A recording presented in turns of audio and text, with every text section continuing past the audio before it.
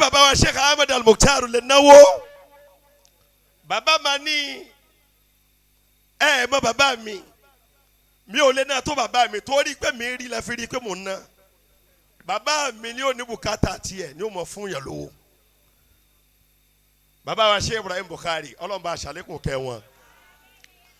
gbogbo àdúrà àwọn àná gbogbo sàrà àwọn àná tá ṣe ní kọ̀rọ̀ àtàwọn ṣe kọ̀rọ̀ wọn àti gbangba wọn má béèrè pé kí náà ń ṣe fọlọ́hún má béèrè pé báwo náà ṣe rìn báwa ṣe rìn lónìí ni kò máa fi wo ìrìn tiwọn. bàbá wa Sheikh Ibrahim Bukhari takamada Allahu bi rahmati Ọlọ́run bá ṣàlékún kẹ́ wọn Ọlọ́run wá fọ́ wọn ní ojú àfọ́tányányán níjọ́ tí bàbá yìí ń lọ bàbá yìí ò ṣe bí kéèyàn fẹ́ kú láyé káyà rẹ̀ ó mọ̀ jà Ìmáàmù Àríṣekọ́lá ibi tá gbà wọlé àwọn àfọ́ ò tí dé Ìmáàmù Àríṣekọ́lá kéèyàn fẹ́ fi ayé lẹ̀ déètì nìkan ni wọ́n mú kalẹ̀ báyìí kéèyàn fẹ́ fi ayé lẹ̀ kán wá ní ẹ wá gbogbo ọmọ mi tó wà nílé ọkọ inú àwẹ̀ ni wọ́n ní má dáná sínú fọkọ rẹ̀ dákun máa ń bẹ ẹ sì pé ọkọ ẹ̀ mo fẹ́ bá gbogbo yín sọ̀rọ̀ àwọn wa palẹ̀ mọ́ bẹ́ẹ̀ wọ́n sì ń ṣe báyìí wọ́n sì ń lọ ìlọ wọn ọwọ́ àwọn àlífà tó dákẹ́ sí náà ni wọ́n ń ké Kùránì fún wọn náà fi lọ ẹ bá yorùbá ní Muhammad sallallahu alaihi wasallam nígbà tó di pé sakaratul maut lọ́jọ́ Jímọ̀ ọdún náà ọdún yìí ni ó pé ọdún 11 years tó bá di on the 31st so mọ́ ìtàn tèmi tó pọ̀ tí n bá wo oṣù yẹn tó bá mọ̀ lọ́kàn báyìí mo máa ń dunnú mo máa ń banújẹ́ torí inú oṣù tí wọ́n bí èmi oṣù August ni August 1st ni wọ́n bí mi tó bá rí Imam Kunfayakun 01 wọ́n bí mi nínú August nígbà tó lọ́wọ́ tó wá ní òun ò tún ní ṣe mí lémi nìkan nínú August mo tún ti wá ní nínú àwọn family tá tó ti jọ celebrate August wọ́n ti lọ bí méjì àbí bí mẹ́ta nígbà tó tún wá di August 31st ọjọ́ ọbẹ̀ de gàmáwí ọjọ́ yẹn ni bàbá wa Sheikh Ibrahim fàyè lẹ̀ sẹ́yìn rí báyẹn so yọ kí n gbàgbé August kò yọ kí n gbàgbé ẹ̀ nígbà tó wá lọ tó di wípé ọlọ́jọ́ ń bọ̀ kó o lè mọ́rún tó fẹ́ ṣẹlẹ̀ a fẹ́ gbé orúkọ ọmọ jáde ṣé wá níbi tí ẹni tí a gbé orúkọ ọmọ jáde ò sí ní orí ìjòkó yìí àmọ́ pẹ̀lú yọ̀ǹda àwọn tó wà ní ìjòkó yìí kò sì sí ẹni tí ó wà ní ìjòkó yìí tí ò ní yọnu sí bẹ́ẹ̀ nú àwọn tán níwáyé torí bá a ti ń sọ yìí yóò bá bàbá wa Khalifa lójijì yóò bá bàbá wa àfáàlẹ́ kéwú Sheikh Abdul Karim àfáàlẹ́ kéwú ọlọ́dún yóò bá wọn lójijì níbi tí ó kọ ọmọ yìí ti ń gbọ́ kó o lè máa wò pé kí ni tó lè mú irú privilege yẹn wá tí irú báyẹn fi ṣẹlẹ̀ òun ló fẹ́ fa irú ọ̀rọ̀ ló fẹ́ yẹ kí n rìn síwájú díẹ̀ bàbá wa Sheikh Ibrahim Bukhari nígbà tán wà ń lọ tó di ọjọ́ Jímọ̀ tán fẹ́ fayé lẹ̀ àwọn ní kálífà gbé Kùránì àwọn àlífà náà jókòó lẹ́yìn àwọn bẹ̀rẹ̀ Suratul Baqara la ilaha illallah Allahumma ruddal muslimina ila dinika maraddan jamila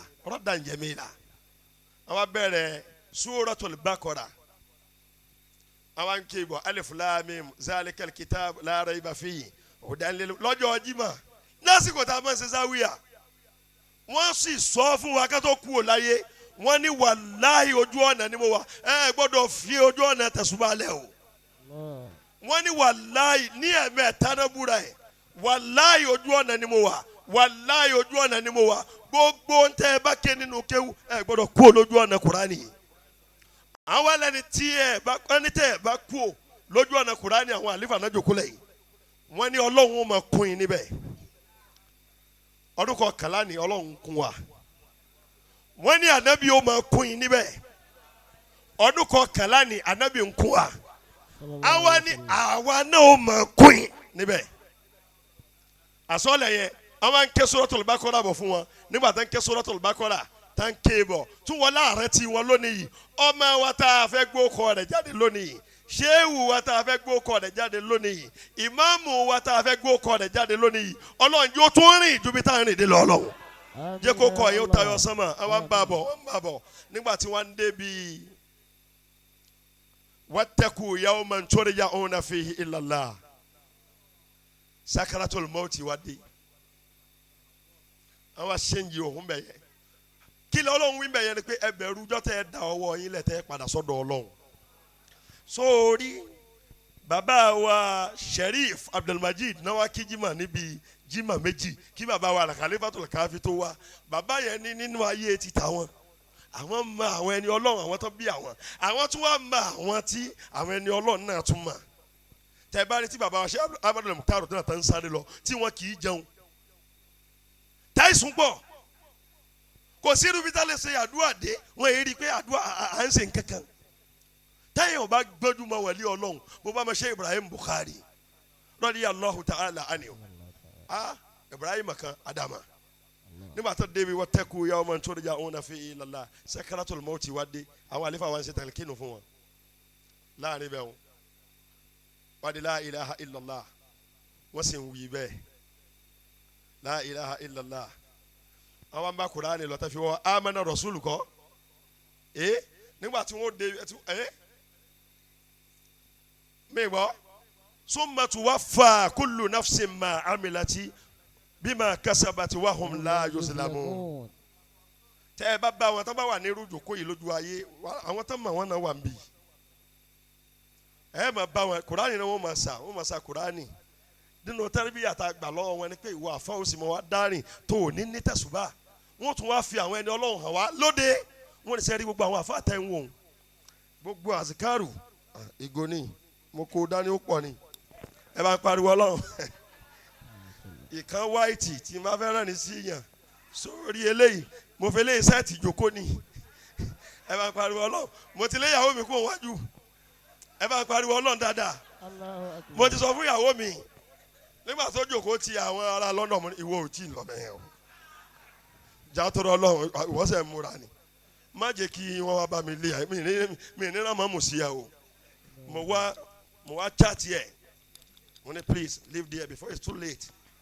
sọ́wọ́ mi yé níbi tí mo dúró sí náà ni o sọ́wọ́ mi yé pẹ̀lú understanding nígbà táwọn náà dára wọ́ bẹ̀ wọ́ọ́rọ́wọ́ bóyá Aisha náfà ni asa àgbàdà bá wọn ní ẹ bá yọ̀bọ̀ anabi Muhammad bó ṣe yọ kórìí nìyẹn tó bá ti débi òfin tàbá ti fẹ́ sòfin àní wo ara lé tàbá ti wo ara lé gbogbo wa náà lájọ lẹ̀ táìtù ààyè yìí kò sẹ́ni tí ò yọ kó wọ́ bẹ̀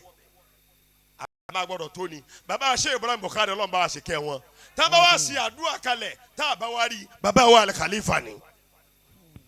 mudiru markaz al-hidayah wa sa'ada mudiru markaz Magbon àwọn Ọlọ́run fi ṣe olórí sórí inú ilé yín tó bá ti ní oníbínú burúkú lẹ́gbọ̀n tó bá ti yóò làkọ́bí ẹ̀ tó bá ti lè bí àkọ́bí tó lè bínú jù sàdúrà kó tó lọ o mi ní sọ̀rọ̀ púpọ̀ mbẹ̀ yẹn bàbá wa Al-Khalifa ni má ṣe ń bọ̀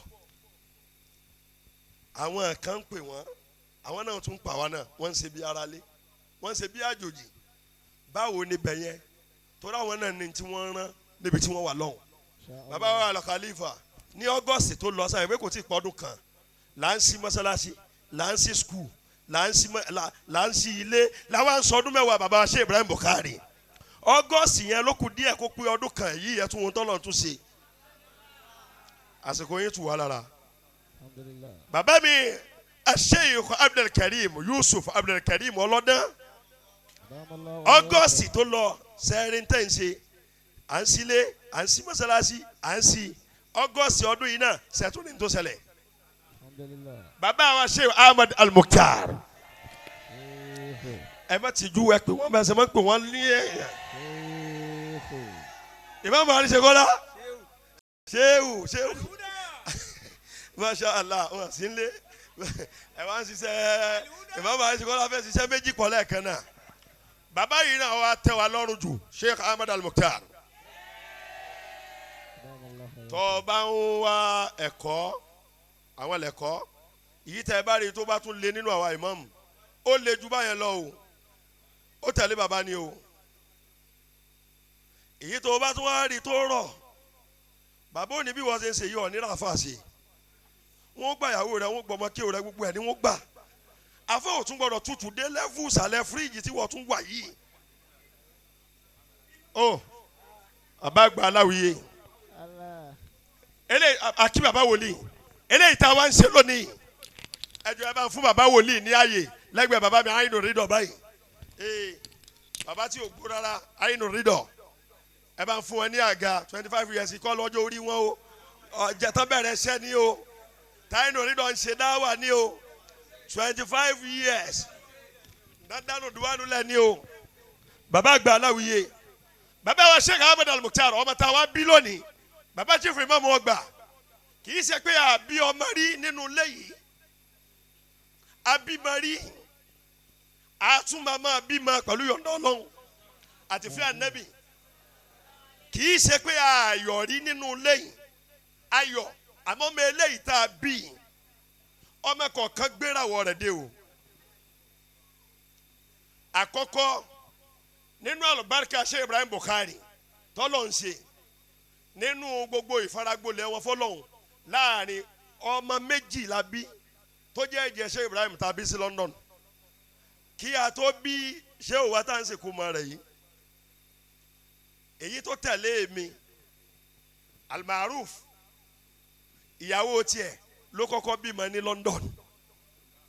ó wá bímọ tán a ṣe kó mọ yẹn ní ọjọ́ Wednesday tó lọ yìí àyè bẹ́ẹ̀ kọ́ ìmọ̀ máa ṣe kọ́lá ni Wednesday tó lọ yìí láṣẹ ìkómọ rẹ̀ àwa ni kí ló fẹ́ sọ orúkọ ọmọ máa gbọ́ o kó o tó mọ kí lórúkọ ọmọ wa tó ní ìfẹ́ jẹ́ ó wá lóun ó sọ Ahmadul Mukhtar ẹ bá yòówù ànábì dáadáa sallallahu alayhi wa sallam. nínú ilé kan èmi ti sọ Ahmadu àbúrò ti tèmi náà ó sọ Ahmad àlífà náà fẹ́ sọ Ahmadu má ṣe wáyé o masha Allah báyé wu àwọn bàbá àlífà yẹn náà àwọn náà máa sọ Ahmadu o so ń gbọ́ o